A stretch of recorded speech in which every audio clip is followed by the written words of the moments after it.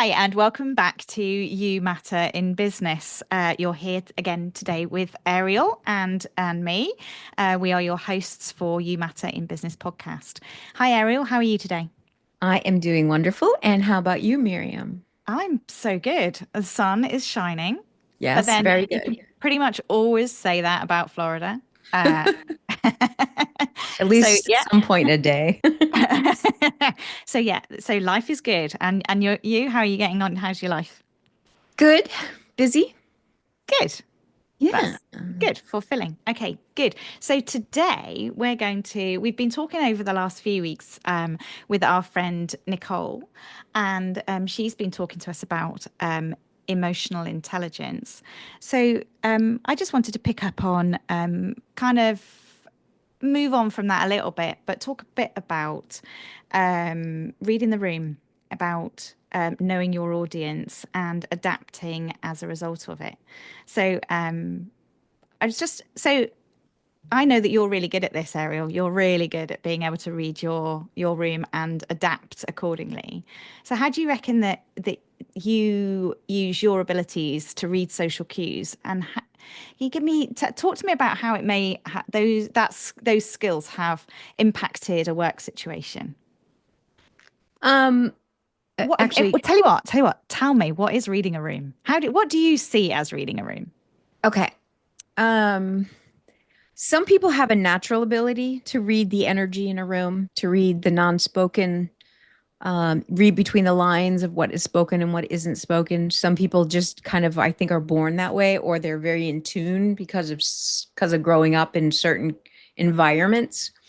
So what kind of things are they reading? What do you mean by unspoken cues?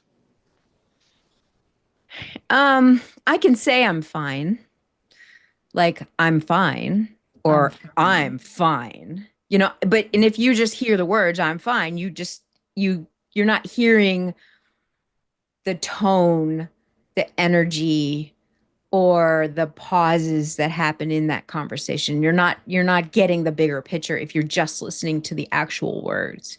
So reading the room requires being able to pick up on energy, pick up on body language, pick up on tones of other people, or all the little nuances Hmm. of communication that are not spoken. So can you do that for complete strangers? Or can you only do it to people that you actually know? I think you can walk in a room and you can train yourself to read the room. Okay. Some people will automatically do that just because of their nature, but other people will, you can be taught it. You can learn how to do it and become more aware of it that's what part of emotional intelligence is. It's not you have it or you don't. It's you can learn the parts you aren't good at. So if you're not good at reading the room, you can learn how to. Okay. Okay. And so talk to me about a situation where you may have done that. I I'll talk about a time when I was giving a speech to it was an hour long speech during a fitness conference. This is years ago. And I had prepared the speech entirely for an audience that I assumed would be in their 20s to 40s. So they'd be in the middle of their journey. And when I got there, the audience was more like 70 to 90. I mean, it was just the Oh, complete wow. opposite of what I was expecting.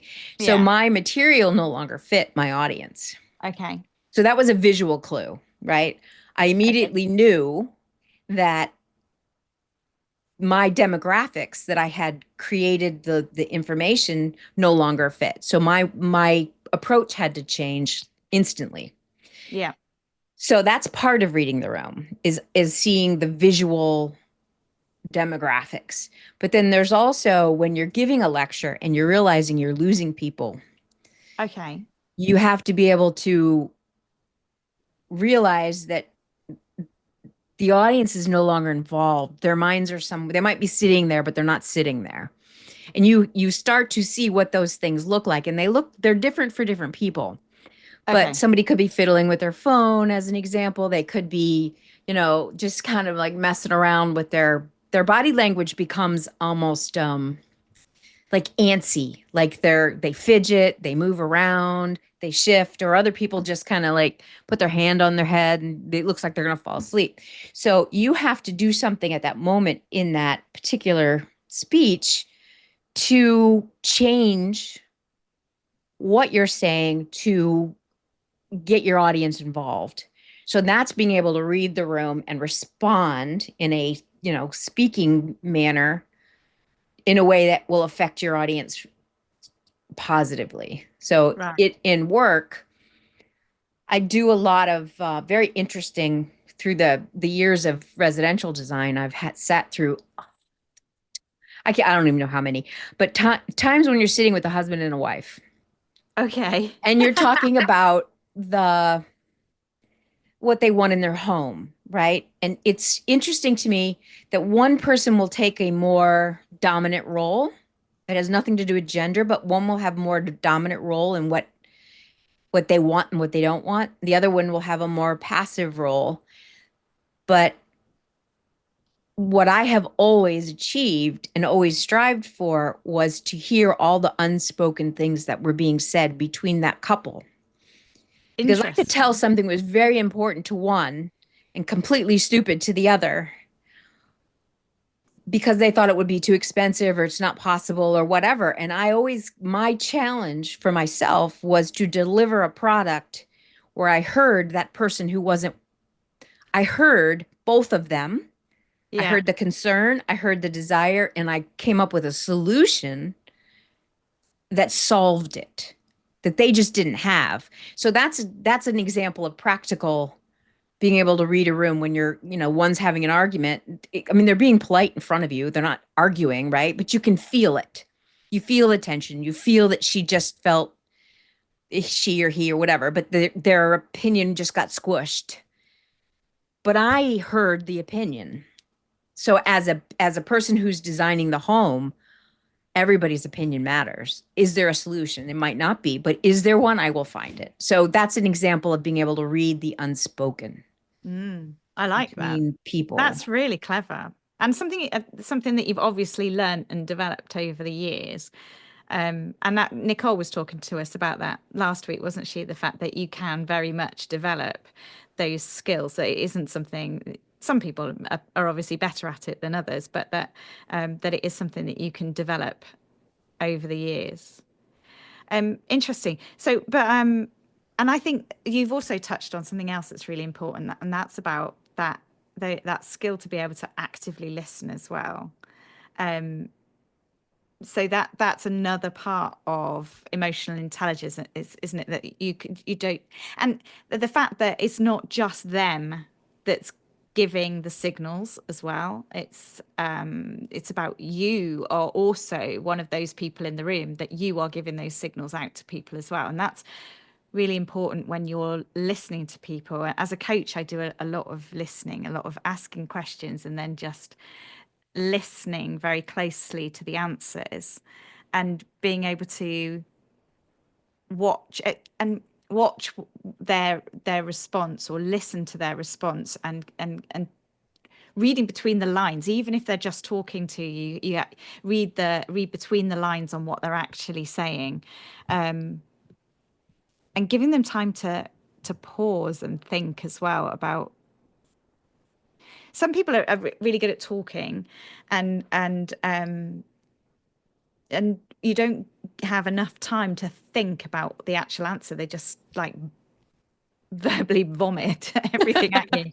But learning to give them time to think about their answers as well.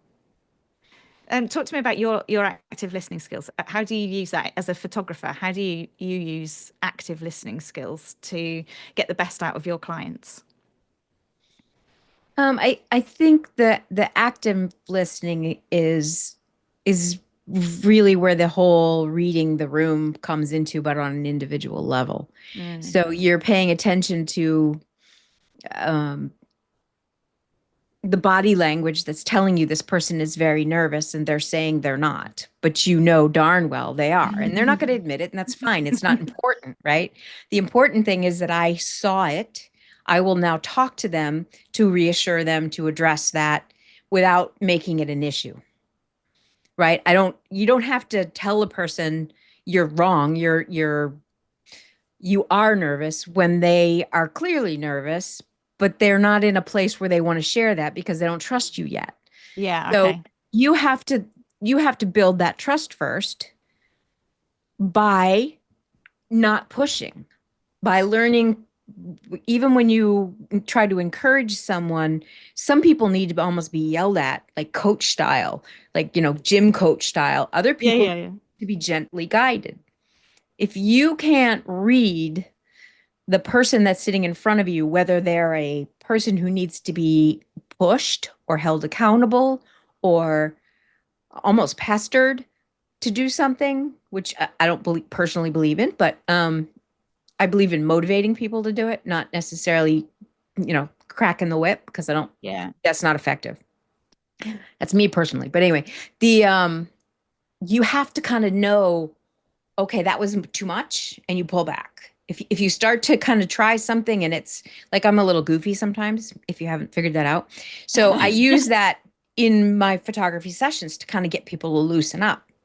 And sometimes you get someone who has a different sense of humor. I won't say it's right or wrong, it's just different. And I'll use something and it didn't work. It landed flat. It's Yeah. like comedies like that. Sometimes it's not working. So you have to then say, okay, that didn't work. And then you just pick up on all the little things that are happening. And the active part means I'm not thinking about what I'm going to do or what I'm going to say until I've heard it.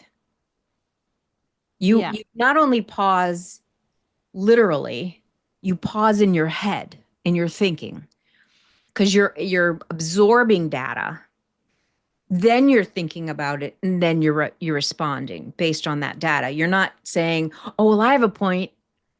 We tend to do that when we talk, especially as women. Sometimes we'll like cross over each other, but that's kind of what's happening when we're doing that. Somebody Yeah. thought of something which made them think of something, and then you got to say it now or you'll forget. But quite often, people find that silence, though, really intimidating. And I find that people like to fill in those gaps. So even if what they're saying maybe isn't, it doesn't follow on naturally in the conversation, but they just can't stand that awkward silency thing. So they just fill in that gap with rubbish. But actually, it's as a coach, and I'm sure you find this as well, actually using that silence to allow people to have that time to think and to react differently is really important, and learn not to fill in the gap and allow that time sometimes. But that is a skill, that's a real skill, I think, to be comfortable with the uncomfortable silence. Yeah, it is, and it's kind of funny. And this is just how I was raised. But I grew up with a father that was like, he defined the term pregnant pause. He would tell a joke, and it would be like a 20-second joke, and it would be 3 minutes, and you'd be sitting there going, "Please tell us the punchline." So there was all of these long, drawn out, painful pauses. But that was his communication style. So I learned to be comfortable with long pauses because that was normal. My mother was the opposite. She'd fill every moment with something. She was the audio filler. Where he Hmm. lacked, she'd fill. But you have to learn to, and my son is that way too, not quite as bad as my dad was, but he's also that way. And when I was talking to him and raising him, I had to learn to just wait for him to respond. And some of those waits were long, Mm. but it didn't matter because I wanted his response. I didn't want me to push the response. Right. So it starts in the goal of why you're talking to the person in the first place. Right. If I want to truly understand you, I'm going to wait. I'm going to ask another question if I don't understand it, Mm-hmm. right? I'm going to wait for the answer. And that is active listening to me Mm-hmm. when it might be awkward, but sometimes if you push me when I'm in a bad mood, you're going to get an ugly response. And I Mm. know that about myself. So I don't usually allow that to happen. Right? Yeah, and I think it's also, but that touches on the fact that there's a load of different personality traits out there as well, though, aren't there? That if you're an extrovert, you tend to be able to answer a question quite quickly. Might not get the right answer, but sometimes you actually, I know I do this, that I give an answer and I'm almost going over this in my head at the same time. So I'm almost thinking about the answer whilst I'm talking. And but introverts like to really think and cogitate and come up with the perfect answer before anything comes out of their mouth. So you've got to kind of read those personality traits as well, because as an extrovert, I get really frustrated when someone, I ask them a question and I don't get a straight answer back there and then, because that's the way that I work. I'll just talk until I come up with the right solution. Whereas other people work differently, and they have to have that time to just really quietly consider the best answer, and they don't want to give you a half-baked idea. Like I would come up with, okay, well, let's try this to start with, and if that doesn't work, we can try this. Whereas they like to come up with the perfect solution before they open their mouth to you in the first place. So it's reading other people's, not only their body language and their social cues and those kind of things, but it's also understanding those different personality types and personality. It's like the whole Myers-Briggs Right. personality traits, Right. isn't it? And learning how to get the best out of each different personality trait.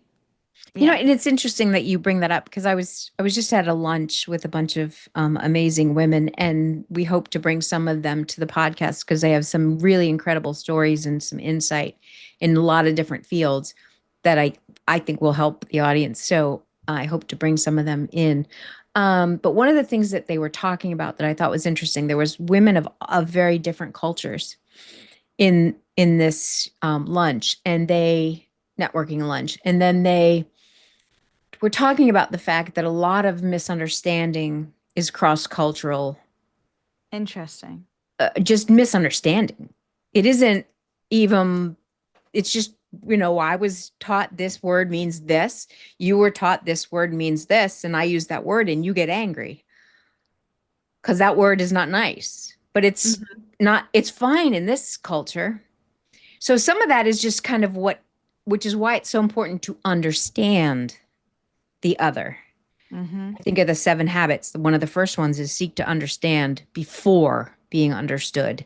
So Hmm. if we don't try to read a person, what kind of personality type are they? We don't have to have the letters in our head, but we need No. to know the basics. Is this a quiet person? Is this a loud person? Is this a person is introvert, extrovert? I mean, all of those things. We have to be able to kind of pick up on that.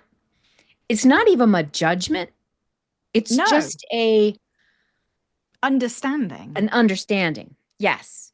And then you can then adapt how you speak to that audience. That's that knowing the audience, right? Hmm. Um, and the silent part is difficult. And you mentioned something that am going to kind of just rephrase, but as an introvert who grew up with introverts, and I also grew up with a very strong extrovert. So what happens with an introvert in their mind is it's not that they're looking for the perfect answer, is sometimes we have a physical reaction emotionally to a situation and we don't understand what it is.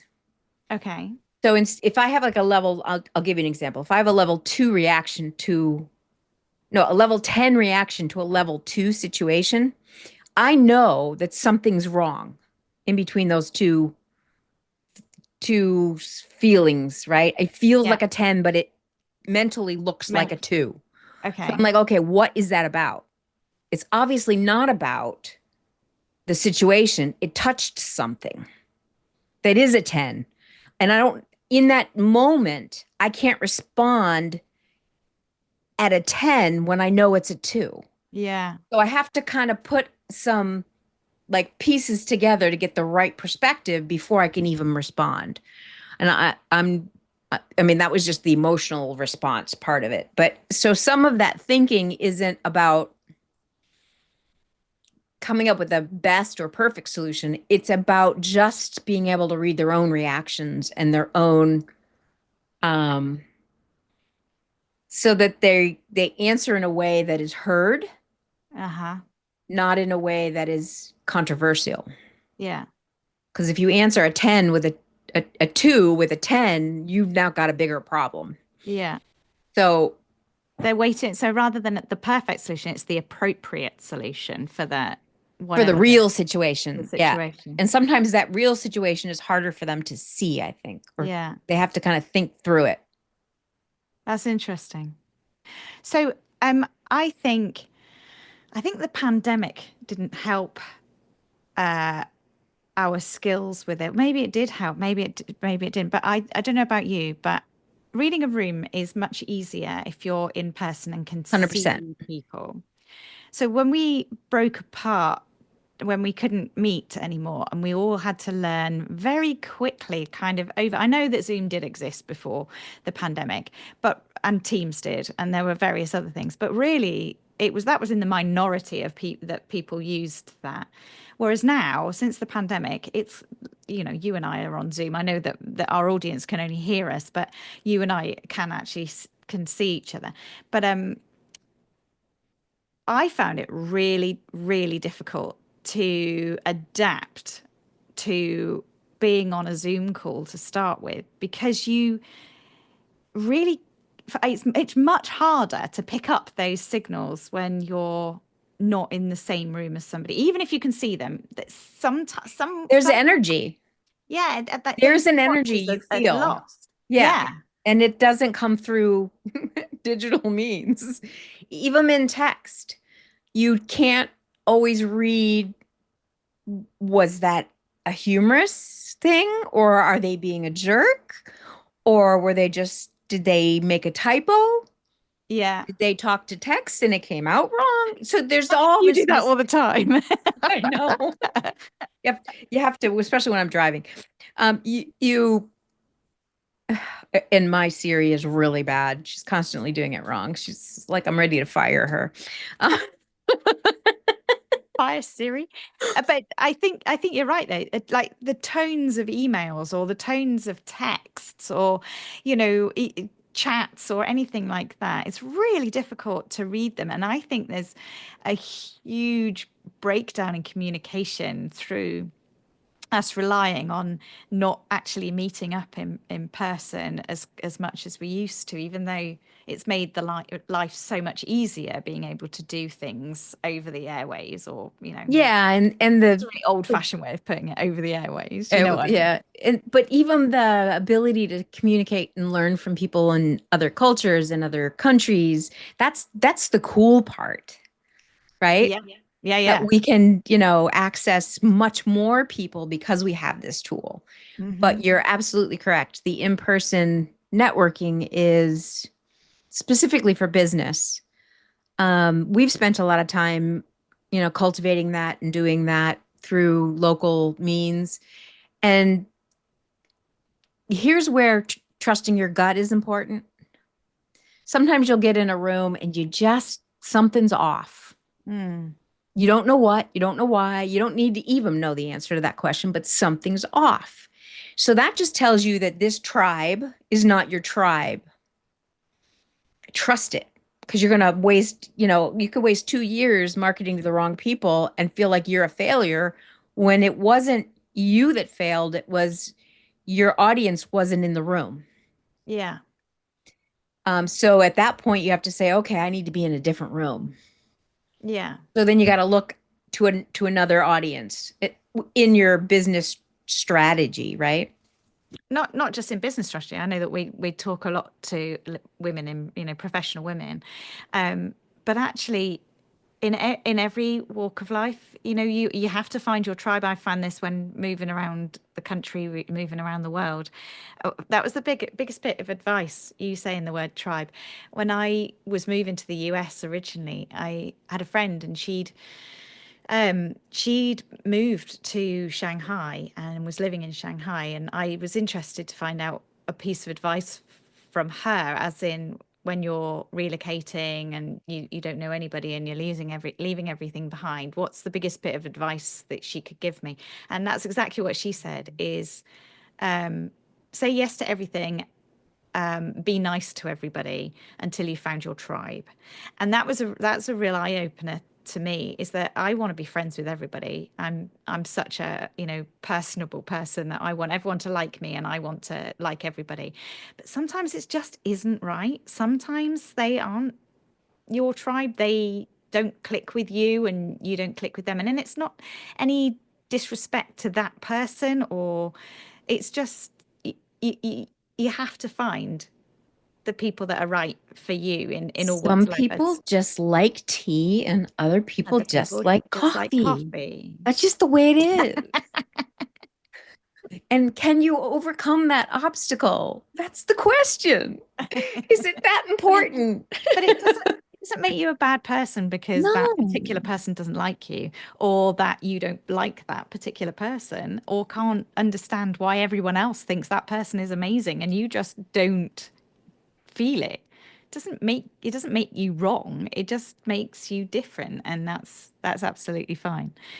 It So go on. And I find the more emotionally intelligent you become, since that was the discussion for the last several weeks, but the more you become in tune with all of those things, and you become better at active listening, you become better at reading the room, you become better at understanding why this is having that reaction, why I'm having that reaction to that person. Is it that person, or is that person like someone? Do they Oh yeah. remind me of someone that caused me a great deal of pain? So I'm looking at them and I'm feeling this, right? Yeah. So once you become more aware of all those pieces that play into how you react at the moment, the more you can act with knowledge, right? But that's really unfair though, Ariel, that you can look at someone and go, well, they remind me of someone, so therefore this is how it's going to make me react. And I know that that's an unconscious way that you act, or that people act. But actually, that's like blaming someone for something that happened in your dream, or something that they did to you in a dream. Well, I don't think we do it consciously. No, I That's know. why we have to become conscious, right? We have this reaction that, again, that goes to the 10 to the 2. I have a reaction to a person that's inappropriate. In my intellect, I know it. So I have to say, why am I reacting this strongly to that person? It's not the person. So I can No, take the person out of the equation. So I can deal with that person as an individual, not as they're not connected. I've disconnected them. mm, I've just understood that they tapped something. And sometimes they tap it unintentionally. So it may have no there's no malice to any of it. It's just differences in culture, in how we were raised, in personality. And it's, what do we do with the differences? yeah. Do we judge a person and throw them away, or do we just seek to understand the person Mm, and value them with their difference? That's not yeah. easy for a lot of people to do. Doesn't mean you have to be best friends, but you can still be kind. You can still be respectful. You don't have to throw them in jail because they think differently than you. No, absolutely. Interesting. So I think next week we could talk about. I know we wanted to do an episode on FOMO, which is really interesting. So maybe we could think about doing that for next week. What is FOMO? Fear of missing out. Fear of missing out. Again, another fear that we're all driven by that we don't even know it. FOMO is huge in the American culture. Yeah, I look forward to having a conversation about FOMO. There's some other acronyms as well that we could throw in there as well on a similar theme. But so next week maybe fear of missing out. Okay, sounds good. I look forward to it. Awesome. Thanks for your insight, Ariel. Speak soon. Thanks for yours.